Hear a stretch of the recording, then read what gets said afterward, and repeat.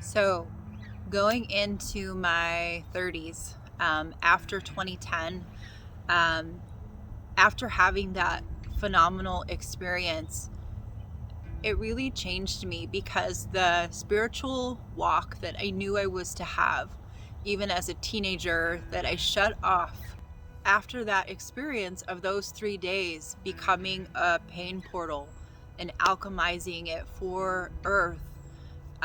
It changed me. It woke me up. It was my deep spiritual awakening. And another component to that was knowing like how badly I had been hurt in the medical field, how deeply they had hurt me. I really started moving forward looking at natural ways of healing.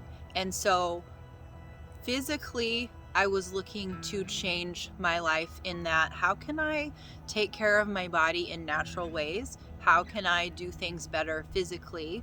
That happens to be the time when we started, we had a farm and we were gardening and canning and eating whole foods and homeschooling. Like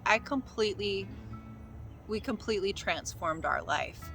And so not only physically was I on a journey, but then, spiritually and energetically, really examining my life after that experience with God and just feeling a tremendous call on my heart to go deeper. And I was craving it. I felt like someone who had been in a desert for 1,000 years, and I was thirsty and I was hungry and I wanted answers. And so I began to search, as we do when we are going through our awakening. When we are spiritually waking up, we are hungry, we are thirsty, we want answers, and we start searching. And that is a beautiful space to be in. And I started searching. I started watching YouTube videos. I started scouring the internet for articles on spirituality. I started looking at astrology, tarot, Chinese energetic medicine, Buddhism, Taoism. Oh my gosh, so many modalities of healing, hypnosis, healing labs, Kundalini awakening. Oh, I know I'm forgetting some, and they might come up again. But I couldn't get enough. I just couldn't get enough information, and it started me down some really amazing, phenomenal, beautiful paths that in the weeks and months and years to come I will share with you. But for this video, for spiritual awakening, that was what about 5 years of my 30s consisted of: waking up, finding what resonated, finding out what I was really pulled to. And during that time, what's really interesting about it is it's really messy. Like, it doesn't look happy or like an Instagram post, or it's not romantic. It's tough. There's a lot of tears because you come to realize that there are so many parts of your life that aren't working. You have to really examine. You don't have to. I chose to really examine my life. And in doing so, I changed a lot.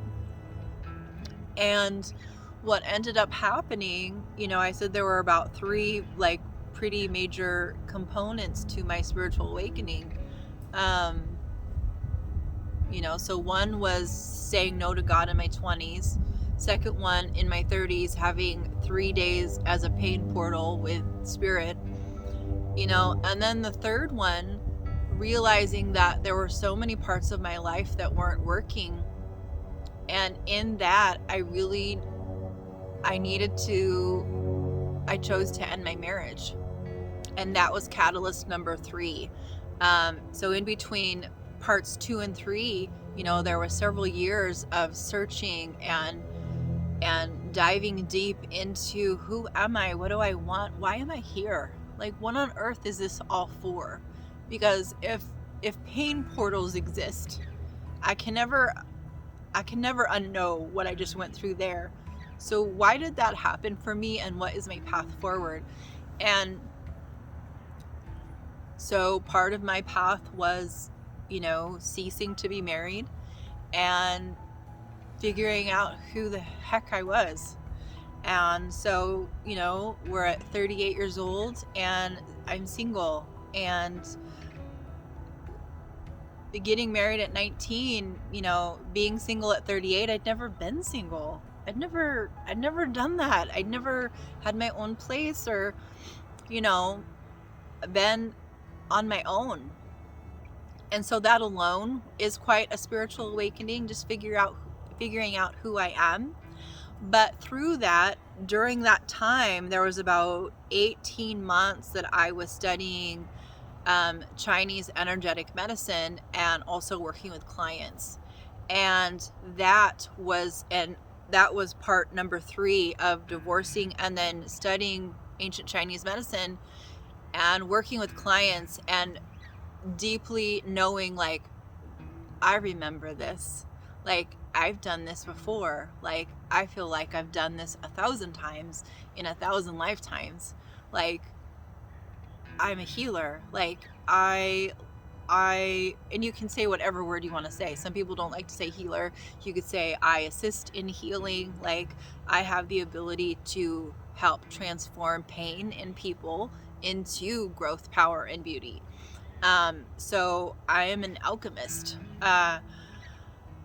And so my ability started waking up. And what really helped my abilities to start waking up is getting out of my own way.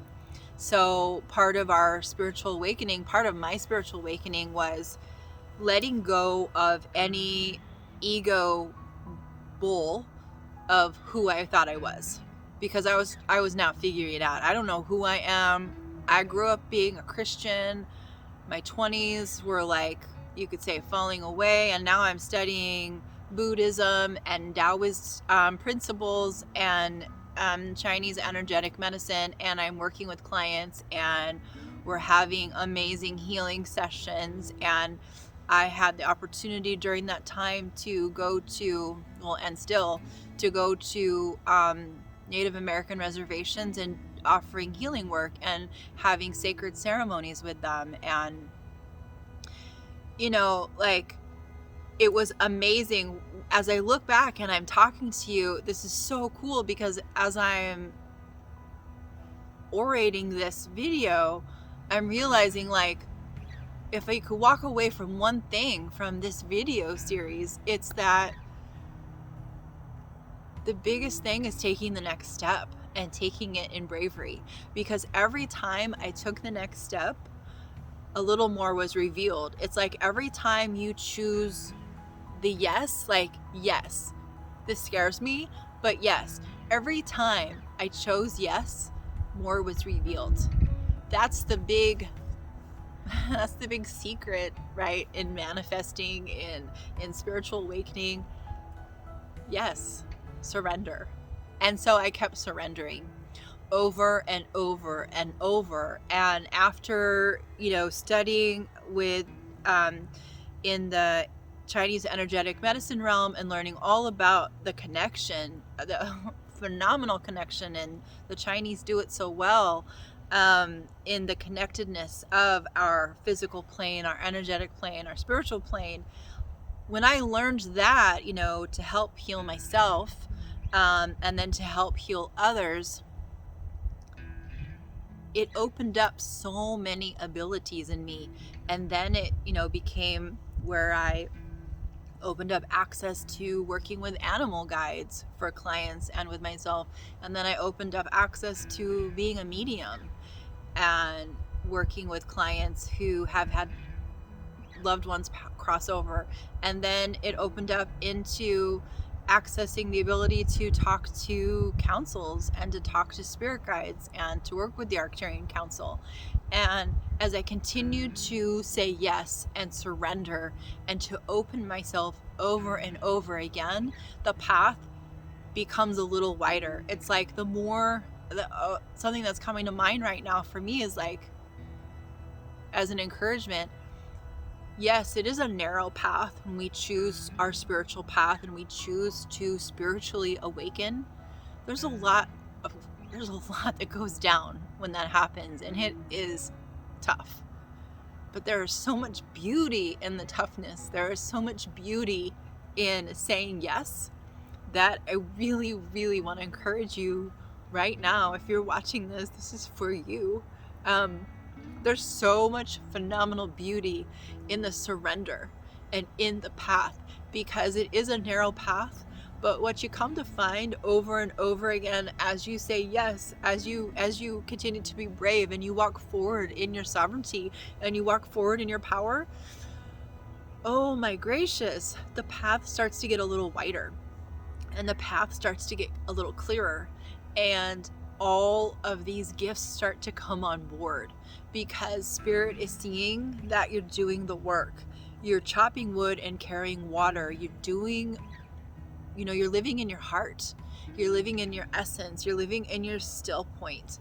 And when Spirit sees you doing that and being of service to the world, a little more comes on board, and another gift comes, and another opportunity comes, and it starts to snowball into something so incredibly beautiful.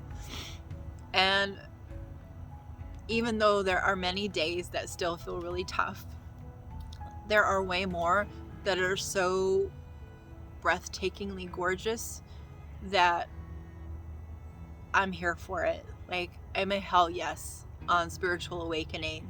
And I pray that my awakening will continue until my last breath, because there's nothing more important to me than my walk with God, than my walk with Spirit, than listening to my guides and my angels and obeying the prompts. Woo, mosquitoes.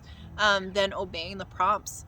Um, there's nothing that can compare to that. And so, fast forward to now, and this is just me continuing to be brave. So here I am showing up. I got prompted in 2020, like, hey, start the business. Okay, so I slowly have started my business. And then in 2021, I really got the prompt in January to start YouTube. So I'm just obeying, like, every step of the way. Just keep surrendering and saying yes, because we are called to be of service. And so this has been my spiritual journey thus far.